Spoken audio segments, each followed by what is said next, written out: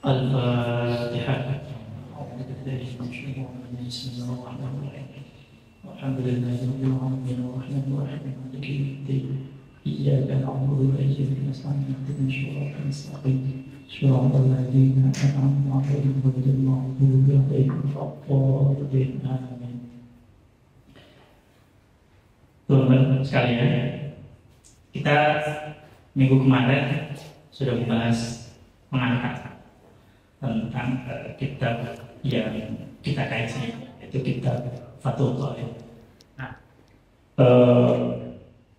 yang utama dari sini adalah yang dibangun perspektif atau sudut pandang fikih, gitu ya. Sudut pandang fikih itu selalu berkaitan dengan hal-hal yang lahir. Jadi fikih itu menghukumi sesuatu yang lahir, sesuatu yang dohir, sesuatu yang bisa kita lihat. Bahwa beberapa ulama misalnya menyatakan bahwa ini berpahala dan sebagainya, itu mereka berdasarkan kepada hadis atau kepada Al-Quran. Nah, tetapi pada dasarnya mereka memutuskan apakah sebuah amaliyah itu sah atau tidak, memenuhi syarat atau tidak, halal atau haram, gitu ya. Misalnya pengalim, jadi lucu, ada mu'alaf di Papua, dia nggak tahu bahwa yang dikorbannya itu adalah sapi, dia ngirim babi, dia ngirim babi untuk korban, khirahnya bagus. Ini artinya apa? Ini artinya bahwa pengetahuan fikih itu penting, gitu ya. Agar apa? Agar nggak sampai Idul Adha korbannya babi. Ya, nah ini kan artinya bahwa fikih itu bicara soal yang lahir. Jadi kaidahnya adalah nahkumu bidzawahir, bahwa para ulama fikih itu menghukumi hal yang lahir. Air, ya, apakah kemudian sesederhana misalnya anak kita usia 1 tahun dia pakai pampers, dia ikut sholat, ya kan? Nah, apakah itu sah atau enggak sholatnya? Karena apa? Karena membawa yang najis, pampers, gitu ya. Nah, hal begini itu penting untuk kita ketahui dan kita amalkan. Jadi perspektif atau sudut pandang fikih itu hal-hal yang dohir. Sementara hal-hal yang sir, yang rahasia, mukasyafatul qulub dan sebagainya itu babnya tasawuf. Itu babnya sufi. Kita akan masuk lain kali lah. Nah, saya teruskan pembacaannya. Jadi waba'du ay qala al-mu'allif rahimahullah ta'ala wa nafa'ana bihi wa bi ulumihi fid dharain amin. Karena kita membaca sampai wa ba'du. Ay wa ba'du setelah memulai dengan alhamdulillah dan sebagainya. Hada kitabun fi ghayatil ikhtisari wa tahdhibi. Ini kitab yang sangat ringkas. Wa tahdhib, tahdhib itu membersihkan. Editor itu mengedit yang kotor-kotor. Karena apa? Karena dia ada typo, ada kelebihan spasi, ada apa? Wa tahdhib ini musannif itu menghilangkan redaksi, menghilangkan keterangan, menghilangkan informasi yang kira-kira tidak perlu. Jadi hanya keterangan yang perlu. Kita ikhtisar. Wada'tuhu 'alal kitabi al-musamma bit-taqrib. Jadi kitab ini dinamakan dengan sebagai kitab at-taqrib. Liyantafi'a biha al-muhtaju minal mubtadi'ina li furu'i syari'ati wa din. Ini semoga, nah ini apa namanya, mu'allif, musannif, pengarang ini berharap agar kitab ini bermanfaat, bisa diambil manfaatnya oleh siapa? Oleh orang yang belajar, mubtadi'in, belajar li furu'i syariah, terhadap cabang agama, waliyakuna wasilatan linajati yaumiddin wa nafa'ana wa naf'an li ibadihi al-muslimin. Dan semoga ini juga kitab ini itu menjadi amal jariah, gitu ya, amal jariah bagi musannifnya. Jadi ada hadis bilang, idza mata ibnu adam in qata amaluhu illa min salah satunya itu ilmun yuntafa'u bih, ilmu yang terus bermanfaat atau dimanfaatkan. Nah, kitab ini itu musannif pengarangnya berharap kitab ini terus dimanfaatkan dan menjadi apa namanya, sedekah jariah terus untuk beliau, dan semoga bermanfaat untuk kita. Dan memang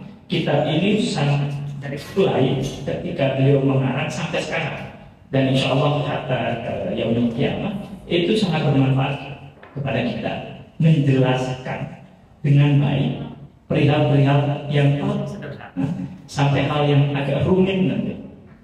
Itu soal mawaris. Soal waris itu agak rumit, tapi bukan berarti tidak bisa dipelajari ya. Karena apa? Karena saya juga pernah rumit ya, untuk apa namanya, memahaminya. Sami'un sami'u du'ai sami'un du'a ibadihi wa qaribun mujib. Annahu sami'un doa ibadihi wa qaribun mujib, bahwa Allah itu maha mendengar doa para hambanya dan Allah maha dekat.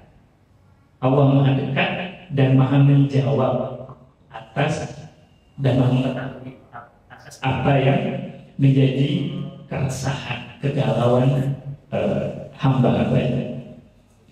Waman qasadahu la yukhfi, orang yang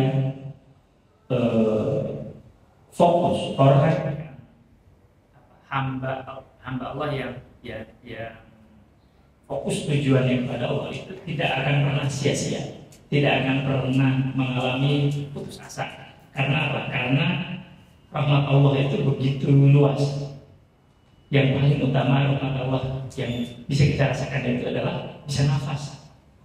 Sakit itu, COVID kemarin kita melihat ya, COVID itu kemarin, nafas yang kita peroleh dengan mudah dan murah ini pada satu masa kemarin itu menjadi sangat mahal, ya kan? Ingat nggak? Betapa banyaknya orang yang nyari oksigen. Jadi kita itu kadang menyepelekan hal-hal yang sebenarnya sangat substansial bagi hidup kita, ya kan? Nah, Allah itu bahwa waman qasadahu la yukhfi, orang yang kita fokus, kita yakin aja lah, tawakul kita kalau ada masalah gitu ya, kita yakin okay.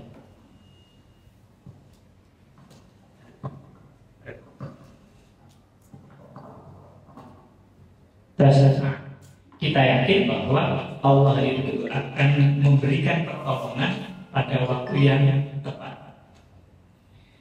Wa idza sa'alaka ibadi anni fa inni qarib, bahwa kalau ada hamba Allah yang meminta, yang mengemis kepada Allah, itu Allah akan memberikan, Allah akan mengijabahi, memberikan, menjawab, memenuhi kebutuhan hambanya. Wa alam annahu yujadu fi ba'din nusakhi hadzal kitabi fi ghairi khutbatihi tasmiyatuhu. Nah, ini penjelasan dari syarih, yaitu Syekh Ibnu Qasim Al-Ghazi. Jadi tadi kita baca matan, nah sekarang baca hasyiah, gitu ya. Ini keterangan dari Syekh Ibnu Qasim Al-Ghazi bahwa di sebagian fi ba'din nusakh, nusakh itu artinya naskah, naskah itu dari bahasa Arab. Nah, di sebagian naskah itu kitab ini ada dua nama, taratan bitakridi, jadi nama kitab ini satu kali disebut takrib, wa taratan bi ghayatil ikhtisar. Jadi kitab yang kayak gitu pertama namanya takrib, sehingga kalau di santri-santri itu masyhur kita baca kitab takrib. Nah, ada juga namanya ghayatul ikhtisar, artinya sangat ringkas. Nah, apa namanya? Falidzalika samaituhu bismain. Karena itu Imam Syekh Ibnu Qasim itu menamai kitabnya dengan dua nama juga. Karena apa? Mengikuti agar tidak tersesat. Kan biasanya gini, naskah gitu ya, ketika ditemukan maka dia itu identifikasi. Nah, ketika diidentifikasi pada pengarangnya, maka harus ada juga identifikasi nama kitabnya agar tidak tersesat. Dan karena dua nama ini masyhur digunakan, maka syarih Ibnu Qasim itu menggunakan dua nama juga. Kebayang? Jadi satu naskah dua nama. Karena itu atas syarahnya itu beliau menggunakan dua nama juga. Ahaduhuma Fathul Qaribil Mujib fi syarhi Al-Fadil Taqrib. Nah, ini adalah Fathul Qarib, membuka atau apa namanya? Fathul Qarib syarah itu kan menjelaskan teks redaksi yang agak jelimet gitu ya. Lalu beliau menjelaskan itu seperti membuka Fatah. Fathul Qarib itu apa namanya? Dengan harapan kita bisa lebih memahami redaksi atau lebih memahami makna yang tercantum di dalam teksnya. Sampai sini bisa ngikutin ya. Jadi namanya Fathul Qarib itu adalah upaya Syekh Ibnu Qasim untuk menjelaskan kitab Fathul Qarib. Ya Pak, kitab takrib. Nah, yang kedua wasani al-qaulu al-mukhtaru fi syarhi ghayatil ikhtisar. Jadi dua nama itu. Qala asy-syaikh al-imam Abu Thayyib qala asy-syaikh al-imam Abu Thayyib wa yushtaharu aidan bi Abi Syuja'.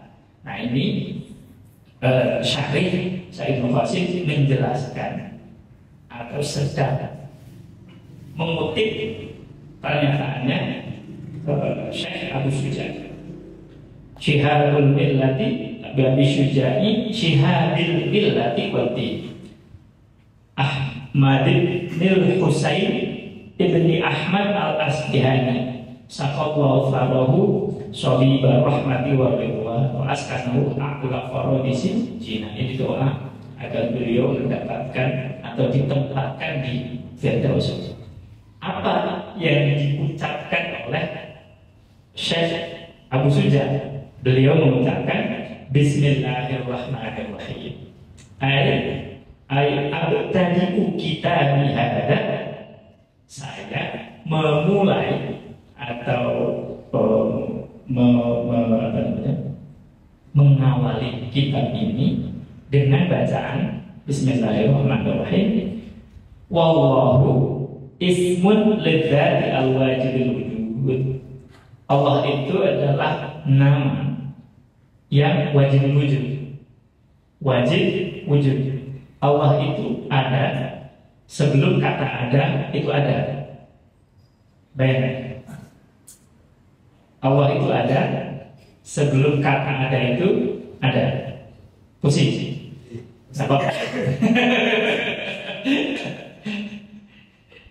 Jadi Allah itu adalah zat yang awal wal akhir. Allah itu ada duluan sehingga sebelum semuanya itu ada. Kata ada itu ada setelah adanya Allah. Jadi wajibul wujud. Nah, yang menarik adalah bagaimana kemudian fikih ini berkelindan berkaitan dengan ilmu kalam, ilmu tauhid. Jadi yang menarik dalam kajian Islam itu semua ilmu itu saling terkait sebenarnya. Nah, keterkaitan ini kalau dalam konteks fikih itu berkaitan dengan yang kemudian dikembangkan oleh Imam Asy'ari atau Imam Maturidi. Jadi kalau dilihat Allah wujud, tidak wujud itu ada nggak di dalam Al-Quran? Ya ada. Coba cek. Jadi ini adalah konsep yang dibangun oleh para ulama untuk kita lebih memahami tentang apa yang harus kita imani. Gitu ya. Allah itu ada sebelum kata itu ada, sebelum alam ini ada.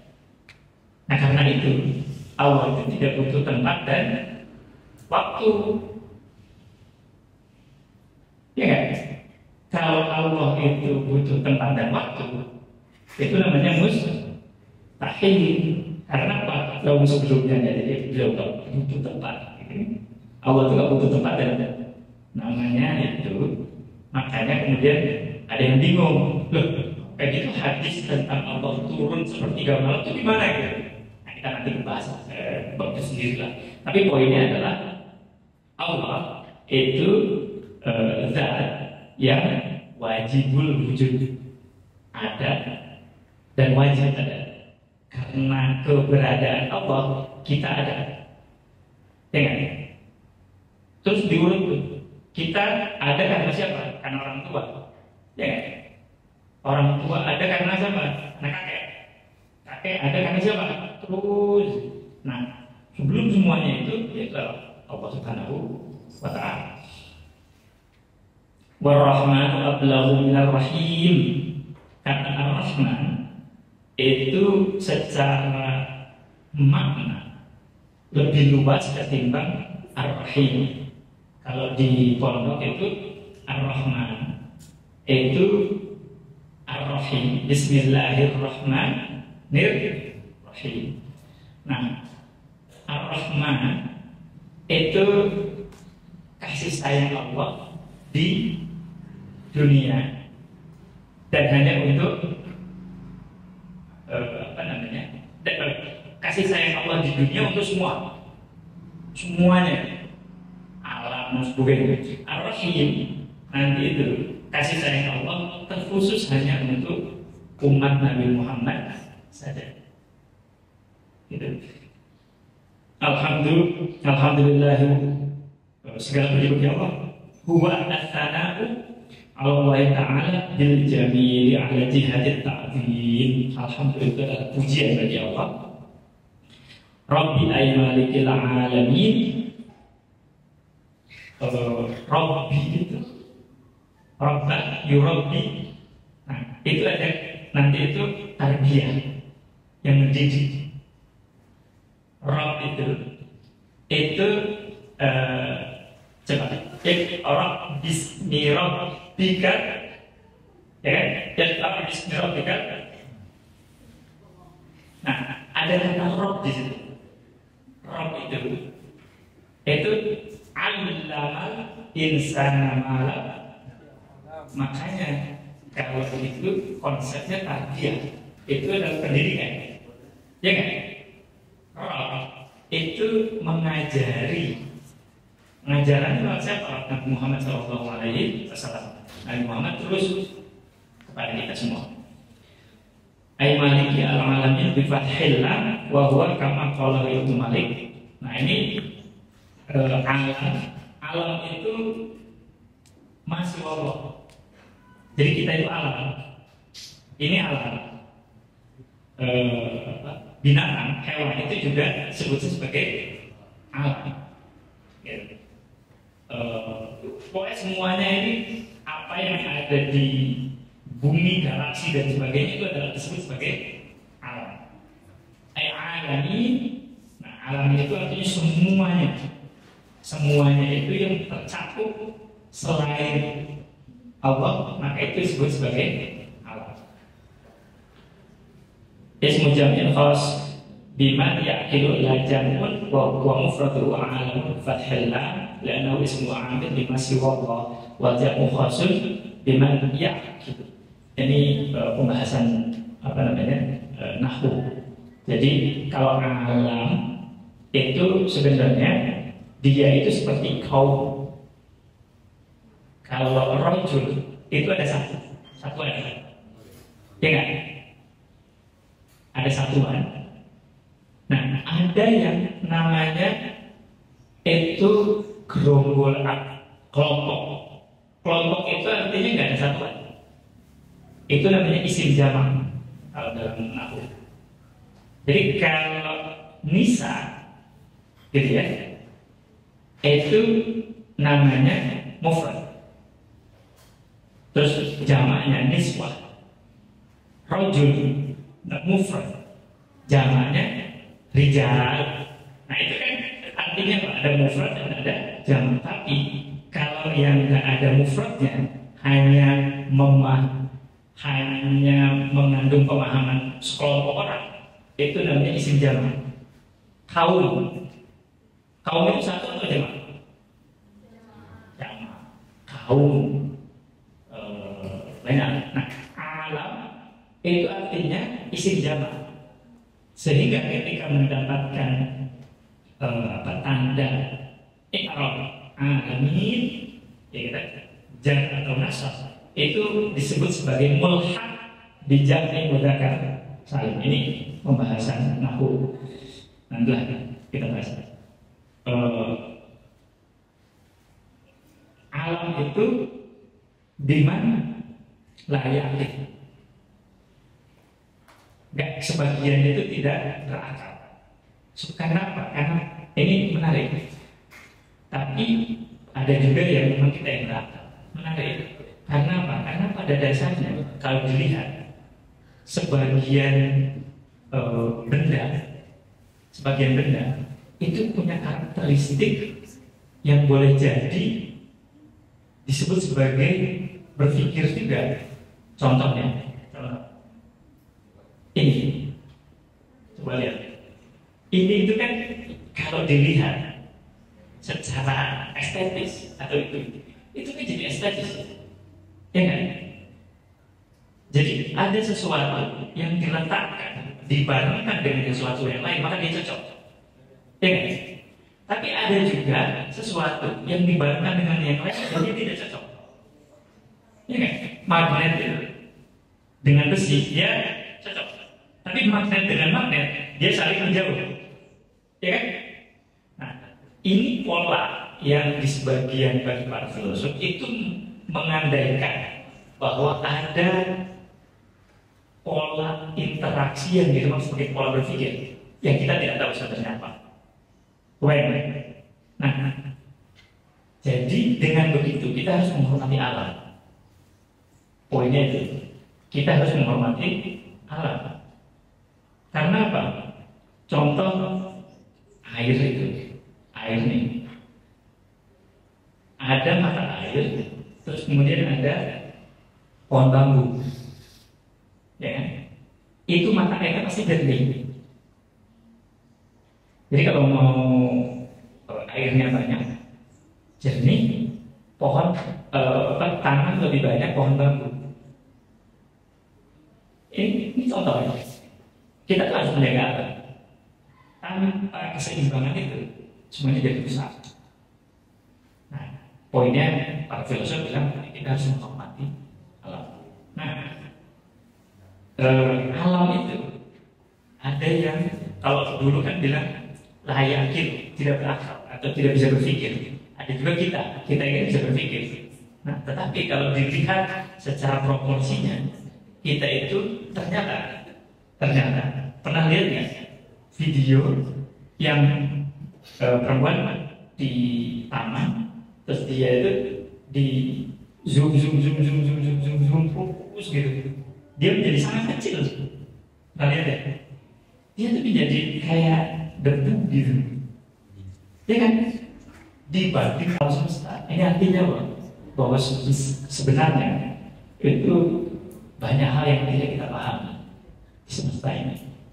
Alhamdulillah, kita teruskan. Wassallallahu, dan semoga Allah memberikan rahmatnya kepada Nabi Muhammad. Wassallama ala sayyidina wa maulana Muhammadin wa bil hamzi wa taqihi. Ada nabi pun, ada nabiyun. Kalau di Sunda, kalau yang nggak tahu namanya Nabi Wir. Masih nanya, kalau nggak tahu jalan, orang tua itu dulu, kalau jalan jangan lupa kamu tuh punya Nabi, Nabi Wir. Jadi harus nanya ke orang. Insan uhiya ilaihi bisya'in yu'malu bihi wa illam yu'mar bitablighihi fa in umira bitablighihi fa nabiyyun wa rasulun. Jadi nabi itu ada dua kategori. Ada nabi yang dia diberikan wahyu dan tidak untuk menyampaikannya, itu namanya nabi. Tetapi kalau dia diberikan wahyu dan diperintahkan untuk menyebarkan syariat itu, maka itu namanya rasul. Nabi Muhammad itu nabi dan rasul, gitu ya. Rasul sudah pasti nabi, tapi kalau nabi belum tentu rasul. Wassalatu wassalam.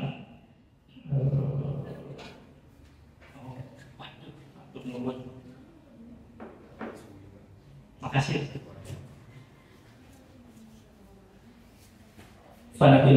Wal makna yunshi'u as-salatu wassalamu alaihi wa Muhammadun alamun manqulun min ismi maf'ul al-mudha'aful ain Muhammadun wa nabiyyu badalun minhu aw aku bayanin alaihi. Dan ini yang menarik itu kata Nabi Muhammad sebenarnya. Persaingan. Jadi betapa secara sejarah yang menarik itu Nabi Muhammad. Nabi Muhammad itu artinya apa? Artinya yang paling terpuji. Nabi Muhammad itu yang dipuji. Sehingga penyebutan nama Nabi Muhammad itu bikin kesal kalangan Quraisy. Kenapa? Dia namanya terpuji kok. Iya kan? Ibaratnya itu ada orang yang kalian atau sebel tapi namanya bagus. Namanya bagus. Siapa namanya? Itu loh si bagus. Kan nggak bisa. Itu loh si jelek kan nggak bisa kan? Tapi ketika, ini pernah kejadian. Jadi kafir Quraisy itu kesal benar, gondok kepada Nabi Muhammad, ya kan? Sehingga Nabi Muhammad itu dipelesetkan menjadi muzammam, yang dilaknat, yang terhina, ya kan? Tapi orangnya nggak tahu siapa muzammam, siapa itu Muhammad. Balik lagi, ya kan? Di kantor, circle. Saya selalu ada orang yang katakanlah nyebelin gitu ya. Tapi namanya bagus gitu. Sebel banget, bagus. Siapa? Itu si jelek siapa? Itu si bagus lagi tuh. Iya kan? Nah ini desain yang Allah buat betapa Nabi Muhammad itu sejak nama ada sudah punya simbol, gitu ya. Nabi Muhammad itu sejak nama dia punya simbol. Wa ala alihi al-qahirin kama qala Asy-Syafi'i aqaribu al-minuna min Bani Hashim wa Bani Muthalib.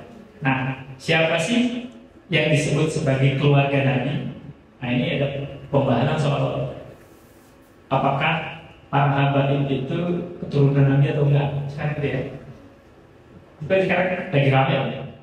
Nah, tapi sebenarnya siapakah yang disebut sebagai keluarga Nabi? Menurut Imam Syafi'i itu adalah aqaribuhu, kerabat Nabi Muhammad, al-mu'minun, hanya yang beriman saja, min Bani Hashim wa Bani Muthalib, dari dua Bani Hashim dan Bani Muthalib. Nah, yang menarik, Imam Syafi'i dengan Nabi Muhammad itu ketemu di kakek yang dengan Abdul Manaf, sehingga sebenarnya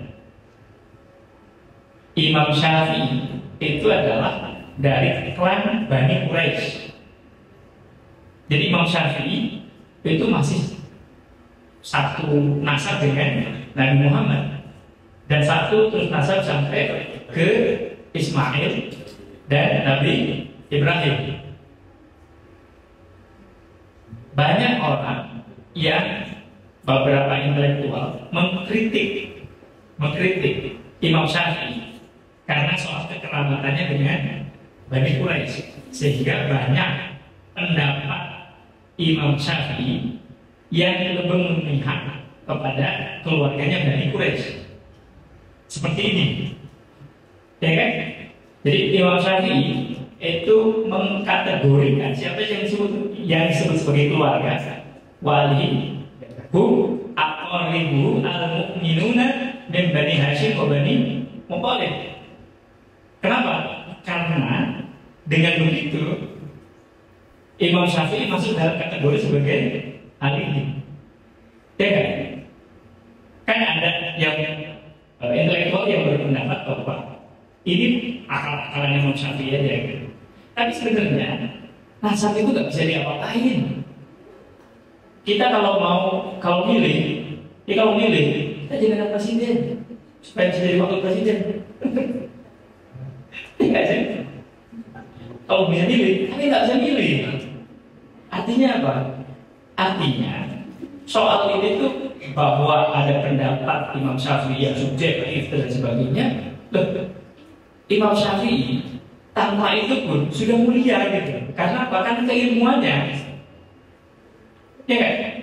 Imam Syafi'i itu sudah masyhur ketika masih kecil, itu sudah masyhur. Ketika sudah dewasa dan berilmu lebih masyhur. Bahkan sampai sekarang beliau itu dalam konteks nasab dengan Bani Quraisy itu tidak terlalu banyak orang tahu. Yang orang tahu adalah ilmu yang di-create, yang disusun oleh Imam Syafi'i lebih bermanfaat buat kita, ya kan? Jadi soal nasab itu nggak terlalu penting. Bahwa ada satu dua wajar aja, gimana sih? Ini kan manusiawi. Ada misalnya nih saudara kita itu yang jadi menteri, kita itu kan kadang buat siapa bisa jadi keponakan nomor 70 gitu kan, tapi itu paman aneh loh. Ya kan? Kita tuh kan sering membanggakan apa? Orang yang sukses, paman aneh. Wah, itu paman aneh tuh. Kenapa nggak mau kita? Dulu itu saya kelas mahasiswa, jadi karena ada salah satu itu bangga banget gitu. Ada orang terkenal dalam keluarga besar, padahal dia nggak kenal kita, ya kan? Nah, poinnya adalah, tapi apakah itu bermanfaat buat kehidupan kita? Karena enggak, banyaknya tidak sih. Nah, saya ingin bilang bahwa kritik terhadap Imam Syafi'i yang menyatakan demikian itu pada dasarnya kritik yang layak, Pak. Nggak apa ya? Nggak berguna lah kritik. Karena apa? Karena Imam Syafi'i itu sudah dengan keilmuannya, bukan dengan nasabnya. Gitu ya. Waqila waqtiyaruhu an-Nawawi annahu kullu muslimin wa la'alla qawlahu at-tahirina munazza'un min qawlihi ta'ala wa yutahhirukum tathira. Nah, sementara Imam An-Nawawi itu memilih. Imam An-Nawawi memilih. Jadi gini, dalam madhab Syafi'iyah itu banyak sekali imam-imam Jadi ini kan Imam Syafi'i ini kan banyak muridnya kan, ya kan? Ada Abu Thawr, ada Imam Ahmad bin Hanbal dan sebagainya. Nah, ada imam yang mengembangkan mazhab Syafi'iyah, namanya Imam An-Nawawi, ya, pengarang Syarah Muhadzab, Riyadhus Shalihin dan yang lain-lain. Imam Nawawi itu punya pendapat yang agak berbeda dengan yang dikembangkan oleh kalangan Syafi'iyah yang lain, gitu ya. Nah, ketika disebut wakhtiyar, ikhtiyar itu berarti pendapatnya Imam Nawawi sendiri. Jadi dia kan di sini wakhtiyaruhu An-Nawawi annahum kullu muslim. Jadi Imam Nawawi disebut, menurut Imam An-Nawawi, kita ini sebagai keluarganya Nabi Muhammad. Menurut Imam An-Nawawi, kenapa? Kullu muslim, semua orang yang muslim itu adalah keluarga Nabi. Nah, ini pendapat-pendapat Imam An-Nawawi, ada sebuah kitab namanya Ikhtiyarat Imam An-Nawawi. Jadi pendapat-pendapat Imam Nawawi yang berbeda dengan dengan imam mazhab Syafi'iyah yang lain. Ini adalah pendapat beliau dan ini menarik. Dan di sini ini Imam Nawawi menganggap bahwa kita itu keluarga Nabi, gitu. Semoga kita masuk dalam keluarga Nabi. Mulazamah qaulita wa yuqahirum tadhira wa ala sahabatihi, dan kepada para sahabatnya. Ijab ushahidin Nabi wa qauluhu ajma'ina, seluruh. Jadi sahabat Nabi itu siapa sih? Ada banyak hal. Hadis nanti dalam ilmu hadis, dalam ilmu naqdul rijal dan sebagainya, itu disebutkan siapa sahabat, siapa tabi'in, siapa tabi'ut tabi'in, siapa salaf, siapa khalaf dan sebagainya.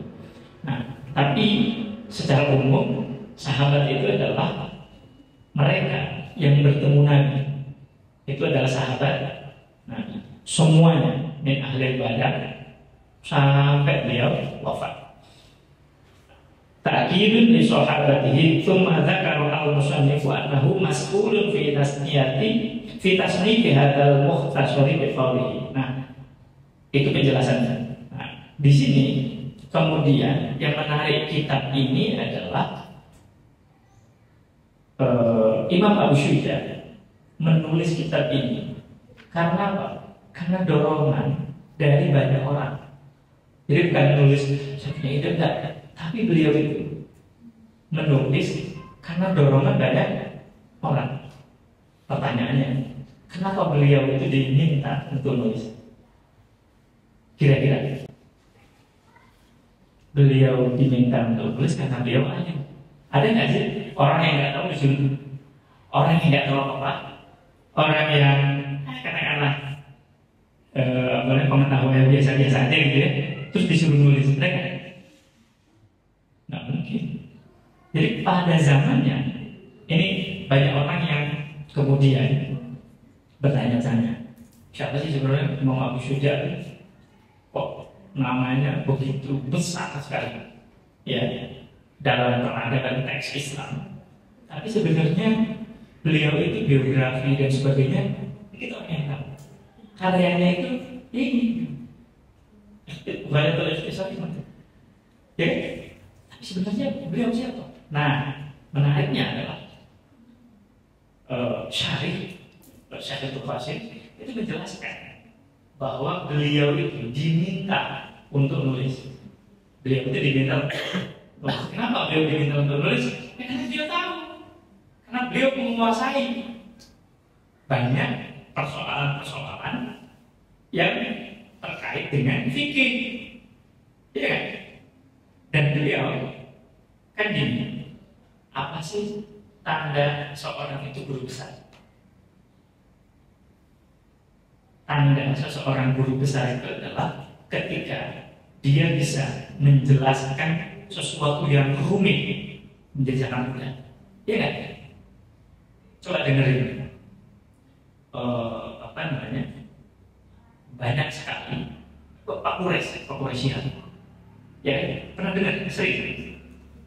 Itu kan kalau dengerin Pak Kures ngomongin soal tafsir Al-Quran, itu enak banget. Rumit gitu ya. Padahal Al-Quran itu rumit tuh. Dalam konteks ilmunya ya. Karena harus memahami nahwu, shorof, asbabun nuzul, hadis dan sebagainya. Perlu waktu berpuluhan tahun untuk bisa. Tapi ketika kita dengerin Pak Kures, iya juga ya. Ya kan? Artinya apa? Artinya Pak Kures itu memang guru besar. Kenapa disebut guru besar?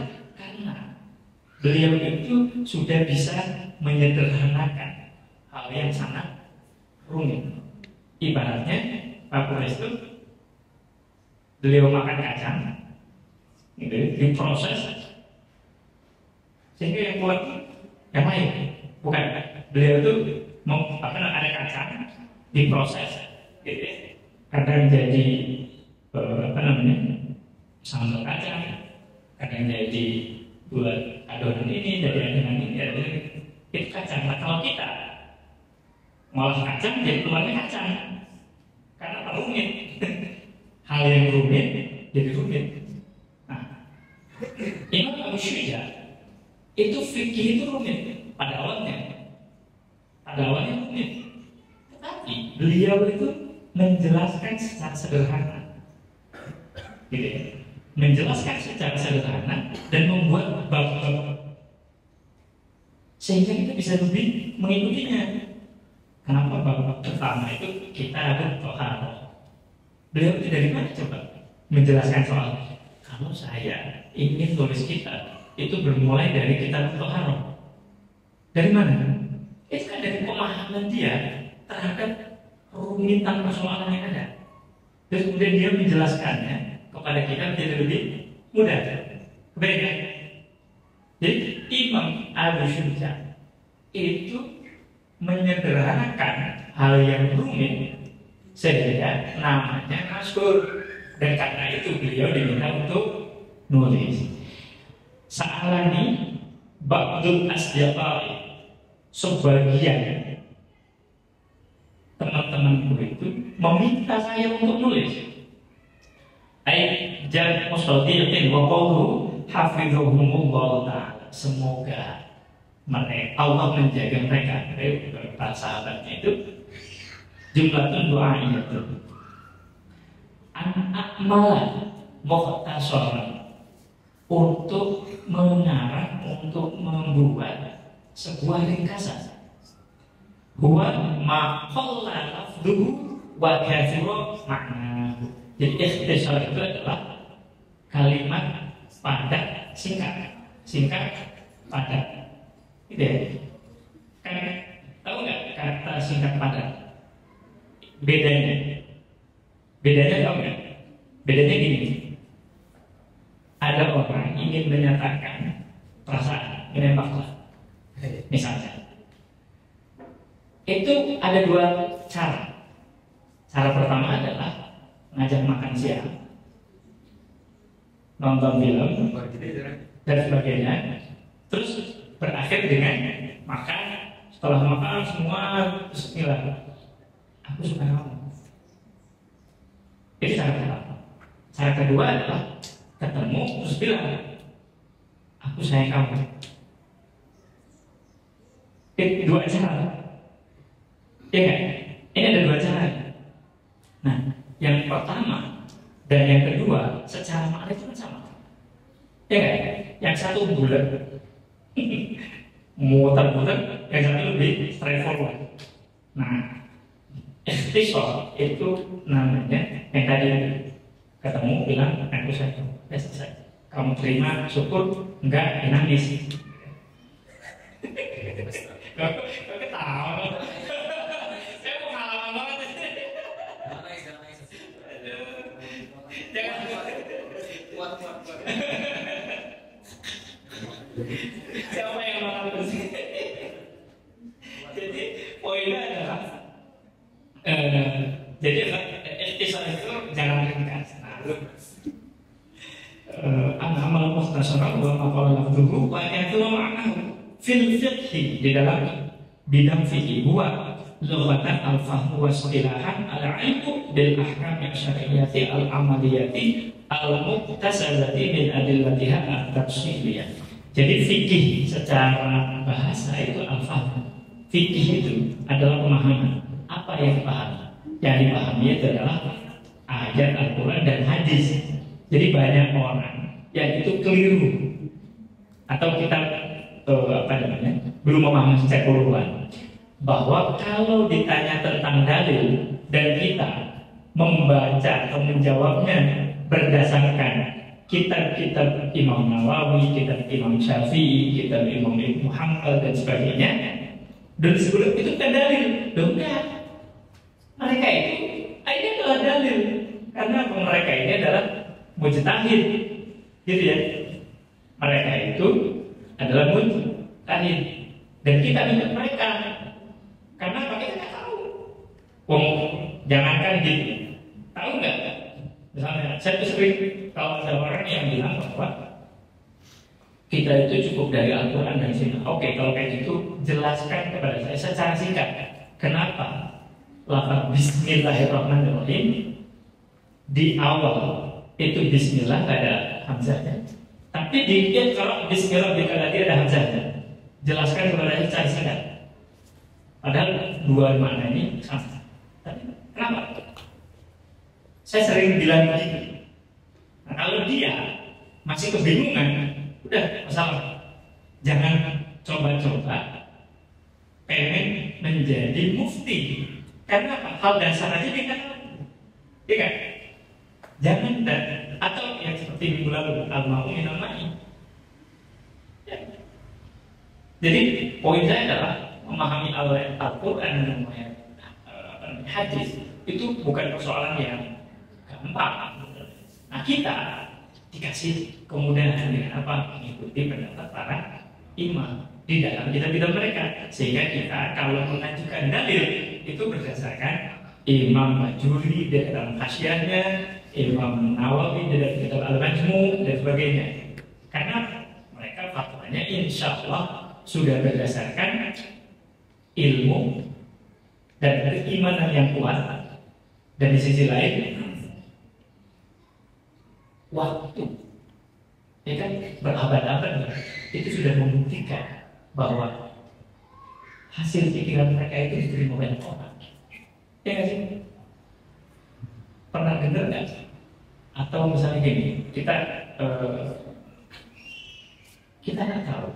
Teman-teman ada yang pernah dengar namanya Lia Eden? Oke. Lia Tahu sedetail apa pengetahuan atau informasi tentang Lia Eden? Kalian tahu namanya Lia? Ini artinya apa? Hanya dalam hitungan tahun, orang itu bisa dengan mudah dihapus, hilang. Ini nggak sih? Ya. Tetapi pikiran-pikiran besar yang dihasilkan dari para ulama berabad-abad lalu dan masih kita pakai, itu artinya apa? Itu artinya daya pikir mereka itu melampaui zaman dan melampaui waktu.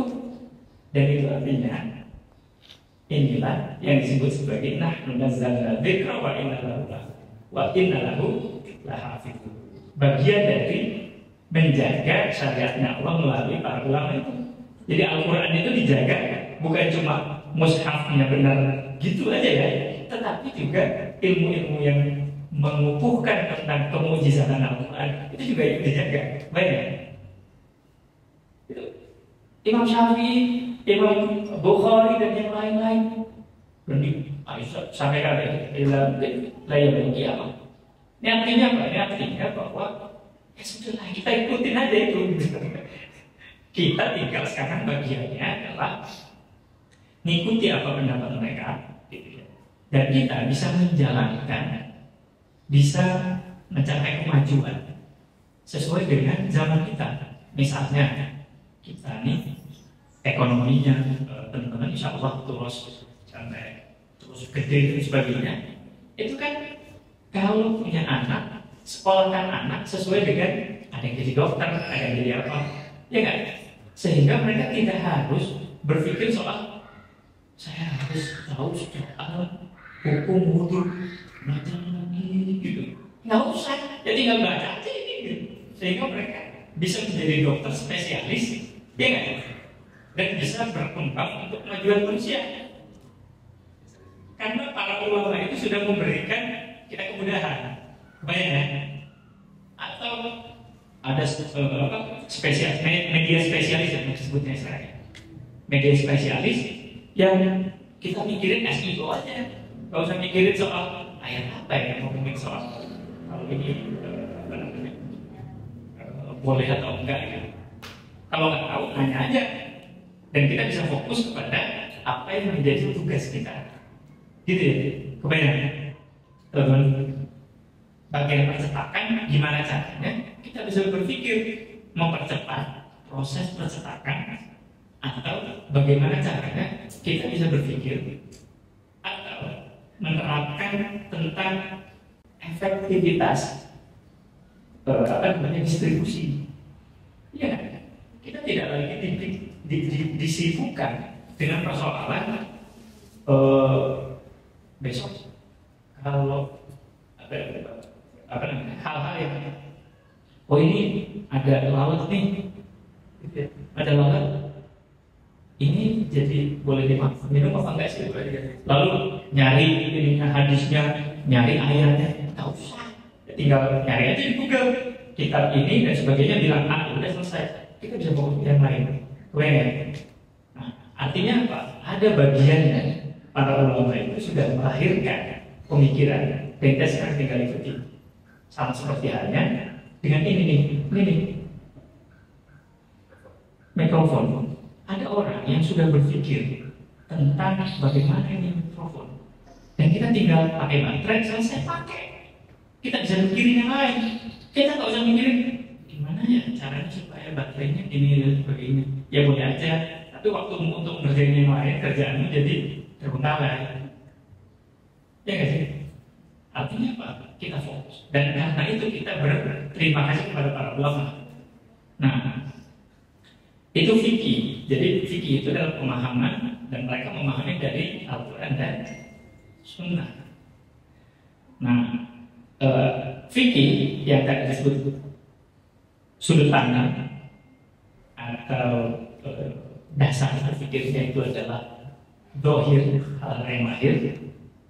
Nah, al-muqtasab min adillatiha al-nafsiyah. Jadi nggak usah dibayangin bahwa fikih itu bukan dari Al-Quran dan hadis. Enggak, mereka itu para ulama itu berpendapat berdasarkan pemahaman mereka terhadap Quran dan Sunnah.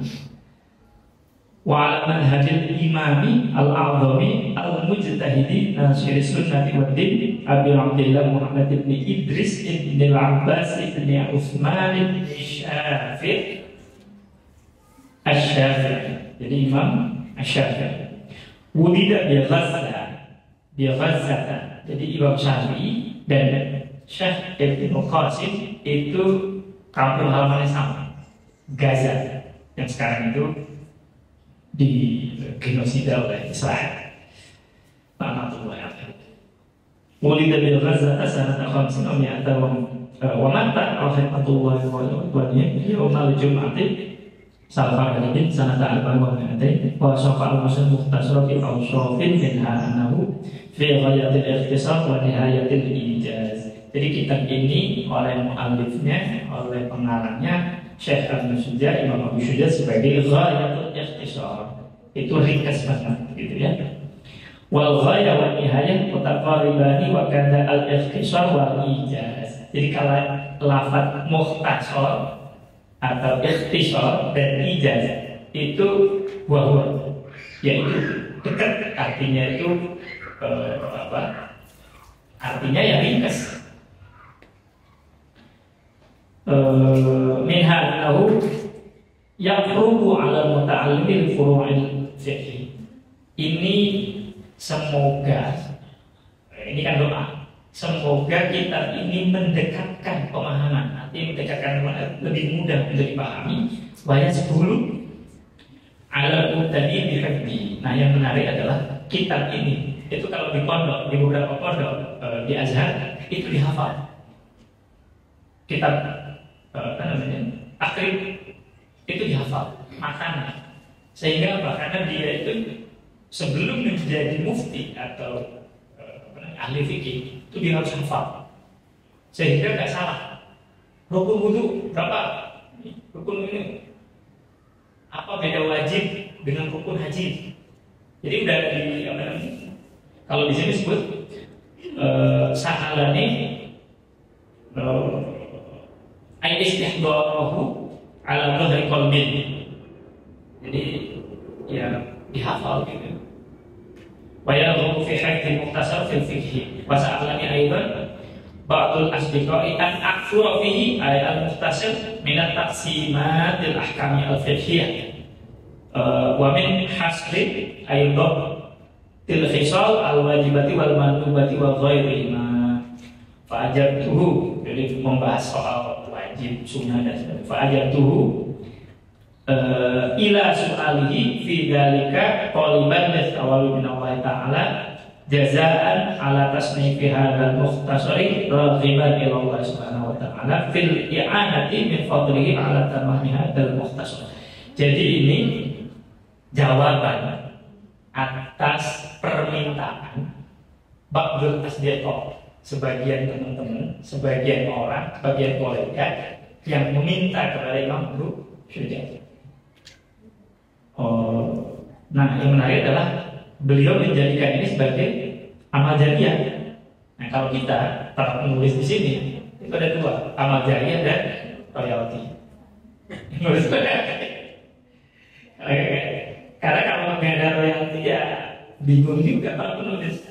Dan insya Allah ini jadi amal jariah buat semua nih, karena menghidupi para penulis ya.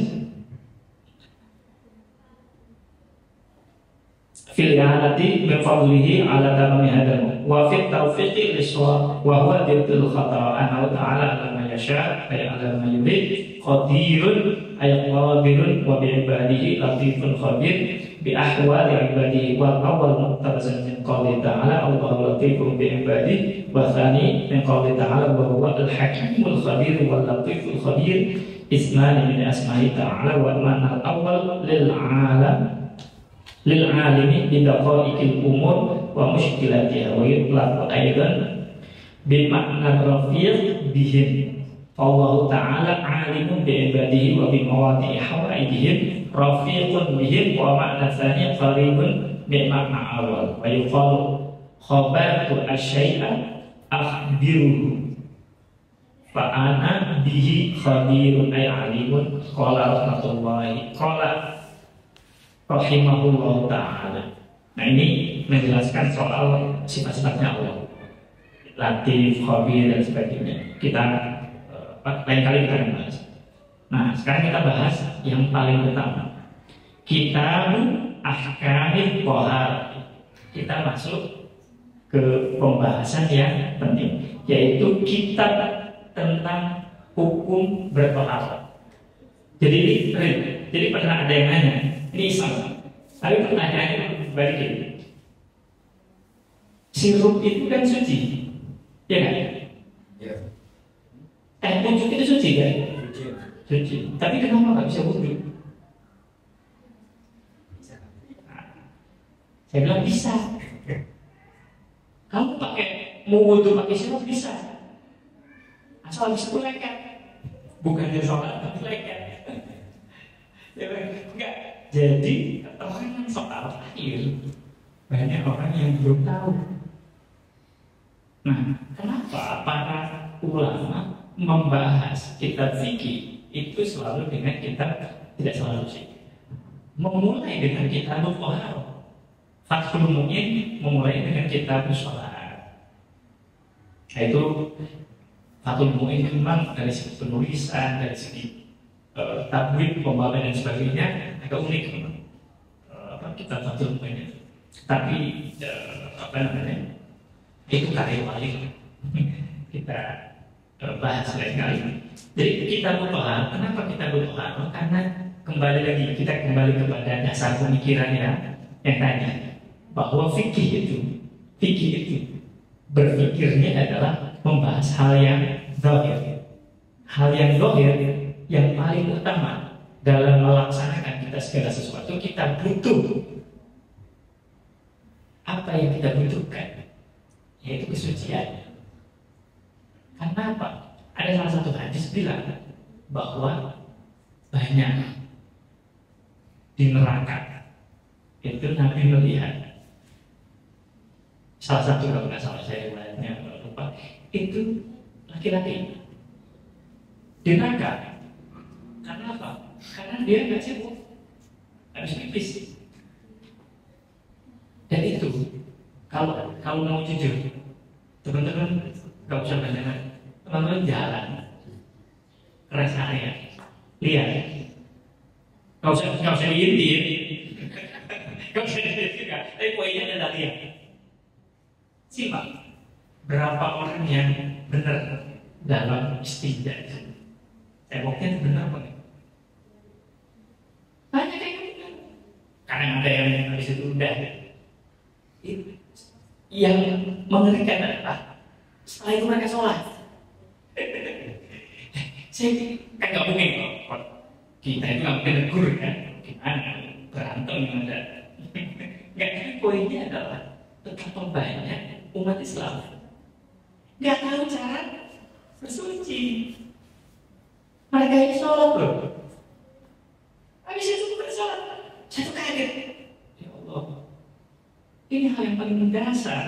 Nah, kenapa kita berdoa? Karena kita berdoa itu juga menjadi mengantarkan pemahaman kepada kita bahwa yang penting dalam konteks ritual yang utama itu adalah soal hal yang lahir, fikih hidup lahir.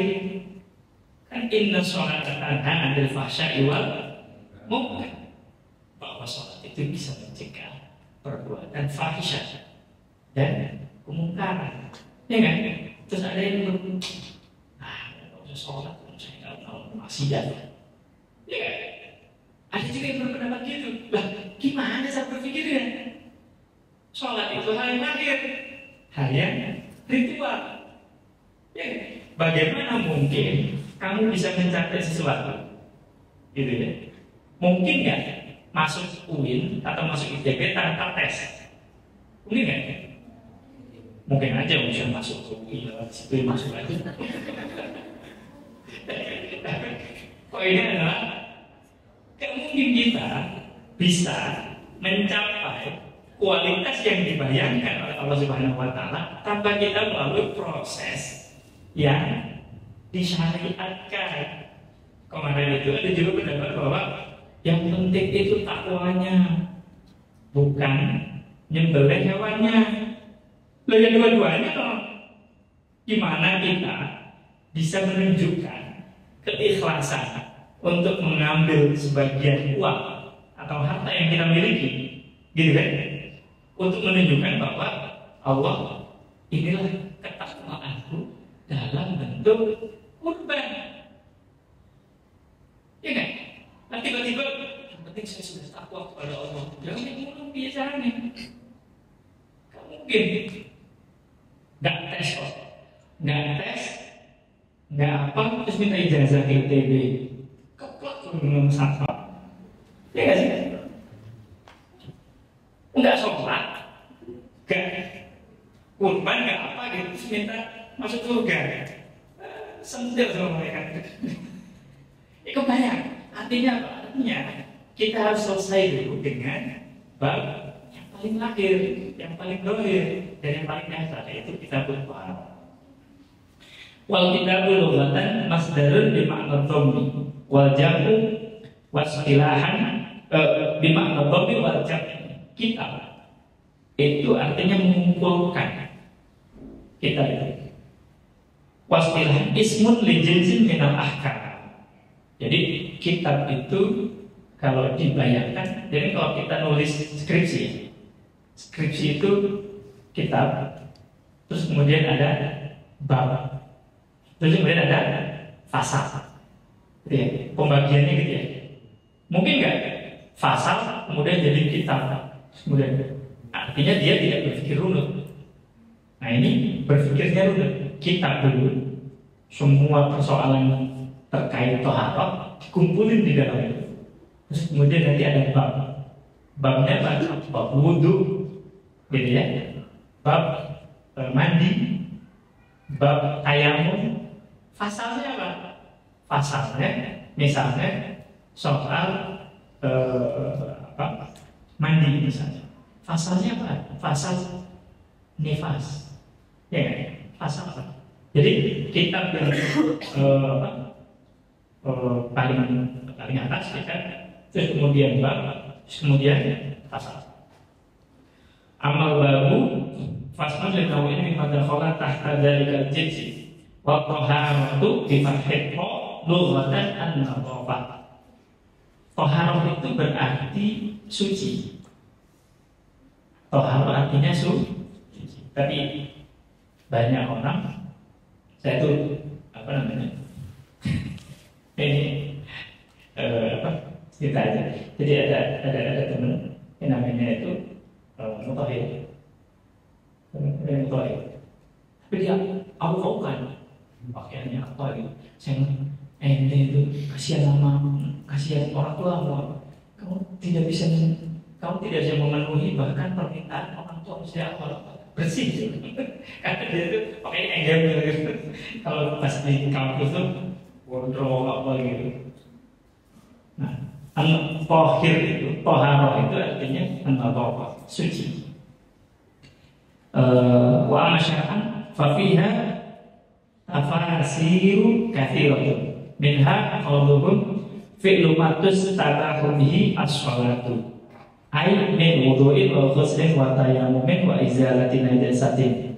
Apa sih yang disebut sebagai taharah? Taharah adalah sebuah pekerjaan atau sebuah tindakan yang membuat kita bisa sholat atau ibadah yang lain. Taharah itu namanya. Taharah itu kalau kita mengerjakan itu maka kita boleh sholat. Seperti wudhu, mandi itu bagi orang teman-teman kalau ada haid dan ada besar gitu, maka itu mandi itu kan memungkinkan atau yang baru lahiran nifas itu mandi. Wa izalatin najasah atau misalnya di tempat sholat itu ada tai kucing gitu ya. Kemudian kita menghilangkan izalatin najasah. Itu bagian dari taharah.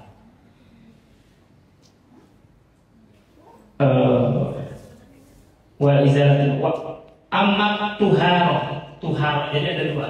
Ada taharah bi fathil ta dan tuharah itu bidhammin ta. Bidhammin ta itu artinya faslun bi baqiyatil ma. Jadi kalau ada kita habis wudhu nih, ya habis wudhu. Nah wudhu itu kemudian kan airnya ini sisanya itu namanya tuharah. Ya itu namanya tuharah. Jadi jangan salah. Walau makana al-ma'u alatan bertaharati istatrada al-musannifu li anwa'il miyahi faqala. Nah ini menjelaskan tentang air. Al-miyahu allati yajuzu ayyasihu at-tadhiru biha sab'u miyahin. Nah ini teman-teman coba dibayangkan. Musannif menggabungkan. Nah yang menarik juga sebenarnya fikih itu kalau belajar tentang epistemologi gitu ya, itu empirik. Jadi ilmu fikih itu ilmu yang sangat empiris. Karena apa? Karena berdasarkan tingkah laku dan apa yang dilakukan oleh manusia. Empiris. Musannif atau ulama-ulama dulu itu mengamati bahkan tentang air ini dan mengkategorikan, memasukkan air itu ke dalam beberapa kategori. Pertama, al-miyahu al-yasid al-adhir binasa umumnya ada 7 macam air. Yang pertama itu ma'us samai ay an-nazili minha wa huwa al-matar. Air hujan. Air hujan itu kalau wudhu pakai air hujan itu boleh nggak? Boleh. Jadi kalau air hujan, ya kan, bagi yang di Jakarta atau di Bogor, orang yang di Bogor itu kota hujan, kalau nggak ada air hujan, tandain gitu, dia kemudian air hujan, karena berbahan bilang hampir semua yang ada di dunia ini bisa jadi tidak halal kecuali air hujan, karena langsung. Kalau mau air yang halal, jadi tinggal tinggal doa gitu. Itu air yang paling halal, air hujan. Air hujan itu bisa untuk berwudu, bahkan bisa untuk istihadah misalnya. Habis nifas nggak ada air, ada hujan gitu ya, maka bisa dipakai untuk bersuci. Ma'ul mabari wa ma'ul bahri, ada juga sungai, air al-milh. Al bahri itu kok sungai, laut itu yang asin. Jadi asin itu boleh untuk berwudu. Jadi barangkali ada yang bilang, ini kan asin gitu ya, kamu boleh berwudu pakai ini gitu. Atau air payau, tahu kan air payau? Air payau itu, jadi gini, air payau itu air yang ada di sekitar pantai. Jadi kalau pantai itu kan villa-villa. Nah, kalau airnya tidak mengambil dari sumur yang dalam dan sebagainya, itu airnya payau. Payau itu agak kekuningan dikit, ya, dan kadang masih asin. Padahal bukan dari air laut langsung. Itu namanya air payau. Nah, air payau itu juga sah untuk dijadikan alat untuk bersuci. Wa ma'un nahri ini ya ini air sungai. Karena biasanya al-halwi yang manis, bukan air mineral. Ya kan? Kan di sini air mineral kan gunungan manis-manisnya. Wa ma'ul bi'ri air sumur.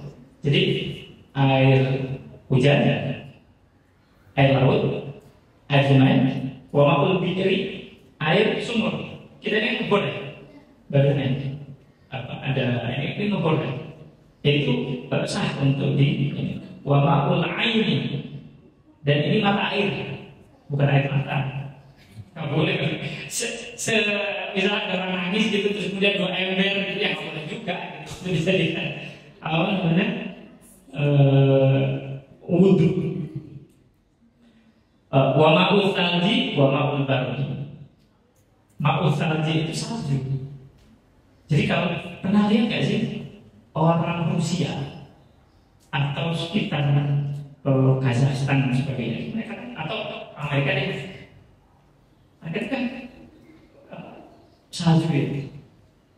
Nah, salju itu bisa untuk wudhu, salju.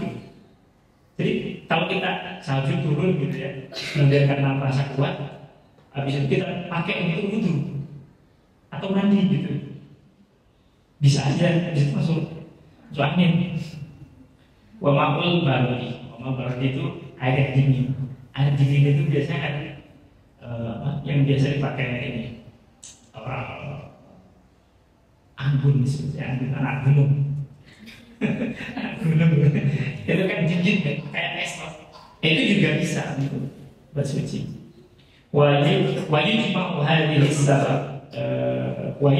hadhihi sab'atan, dikumpulkan qauluka ma nazala minas sama au ma naba'a minal ard ala ayyi sifatin kana min aslil khilqah. Dari 7 jenis air itu kemudian dikategorikan dalam 2. Para ulama itu ada 2. Yang pertama itu adalah air yang turun dari langit, gitu ya. Air yang turun dari langit, bukan air yang bocoran. ada apa, di apartemen air, oh itu dari langit-langit, enggak. Air dari langit itu air hujan. Mana atau air yang keluar dari perut bumi. Jadi dua kategori itu. Semua ini bisa untuk bersuci, gitu ya. Semua ini bisa untuk bersuci. Ala ayyi sifatin kana. Misalnya gini. Air sumur. Ya, air sumur kalau kita masukin ke toren, itu disebut sebagai air apa? Air yang ada di toren. Ya kan? Ya nggak sih? Air minum. Artinya apa? Artinya air yang dimana itu bisa untuk asal usul, jadi asal dasar ketika diciptakan atau ketika itu ada, maka itu boleh. Yang tak boleh itu yang udifa ila pada sifatnya. Misalnya air kopi nih. Nah, ya kan? Air kopi terus kemudian kita masukin ke ember, sebutnya apa? Tetap air kopi kan? Nah, dalam konteks itu kita tadi memahaminya air sirup. Baik kan? Kalau air yang dikemanain aja dan bisa disebut sebagai tetap air, maka itu boleh untuk bersuci. Air yang ada di gayung, air yang ada itu boleh untuk bersuci. Aslul khilqah, air yang dimanapun dia ada ini, maka dia boleh. Tapi kalau air yang sudah terkena penamaan, maka itu tidak boleh. Kopi, teh, misalnya air teh, ya. Gak ada air nih, adanya air, gak ada air, adanya teh. Bisa kita untuk pakai teh, bisa mutok. Oh iya Pak, nggak boleh. Sirup boleh nggak? Boleh, lengket. Gimana itu soal lengket? Jadi sirup itu kan di mana aja? Mau taruh di gelas, mau taruh di mangkok, ya kan? Mau ditaruh di bahkan kalau jatuh itu disebut apa? Sirup kan? Nah ini yang nggak boleh untuk bersuci. Baik. Jadi yang asal yang boleh itu yang bisa dilepaskan. Air mutlak istilahnya. Dia bisa dilepaskan dari penamanya. Jadi yang kalau ada pertanyaan boleh nggak kalau disirup? Nggak boleh. Karena apa? Karena dia melekat. Kopi itu mau digimanain, mau ditempatkan di mana tetap air kopi. Sirup mau dimanapun tetap sirup. Teh dimanapun tetap teh. Jadi dan itu nggak bisa. Tumamiyahu dan persimu ala arba'ati aqsam. Ahadha tahirun fi nafsihi mutahhirun li ghayrihi. Ghairu maqbul istimalu wa ma'al mutlaq an qayyidin lazimin fala yadurru al qaidu al munfaqu kama in bidri fi kaunihi mutlaqan. Nah, ya, jadi kebayang ya? Jadi air itu ada 7 macam. Yang ke-7 macam itu boleh untuk bersuci. Bahkan pakai air salju bisa untuk salju, untuk apa namanya, untuk mandi gitu ya, untuk mandi hadas besar. Kalau ada orang baru nifas tiba-tiba lagi di Amerika airnya macet, udah pakai salju aja gitu, terus mandi terus masuk angin. Itu juga boleh poinnya. Nah, atau 7 macam itu kemudian digolongkan ke dalam hanya 2, yaitu ma nazala minas sama, yang keluar dari, yang turun dari langit, atau ma nazala minal Oke, yang keluar dari perut bumi. Dua kategori itu ya. Nah, kalau yang keluar dari teko itu nggak boleh. Karena sudah jadi proses, jadi kopi. Nah, mau ada mau apa namanya al-makro itu yang pertama ada 4 bagian. Nah ini menjadi tadi kan penting tuh secara umum, tetapi kategori air itu ada 4. Pertama tohirun, mutahhirun, suci mensucikan, gitu ya. Ada suci mensucikan. Dia itu suci pada dirinya dan mensucikan untuk yang lain. Seperti air yang ngalir untuk wudhu dan yang lain-lain. Jadi ini namanya air mutlak, boleh kita untuk bersuci. Caranya, mungkin minggu depan kita akan dibayangkan teman-teman bagaimana gini. Banyak yang terjebak kepada soal kan kalau di kosan tiba-tiba si air ya kan nggak ada buat tempat air penampungan air toren itu kan turun. Nah ketika turun ke kamar itu kan pakai ember kan. Ya sih. Ember itu berapa? Muat berapa sih? Biasanya ember itu 20 liter. Berapa? 20 liter ya? Kapan demikian? Hah? Kapan demikian? Iya, 20 liter. 20 liter itu belum 2 bulan. Belum 2 bulan.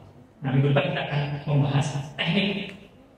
Bahkan sebenarnya ini teman-teman saya pernah diajari oleh kiai saya itu wudhu pakai aqua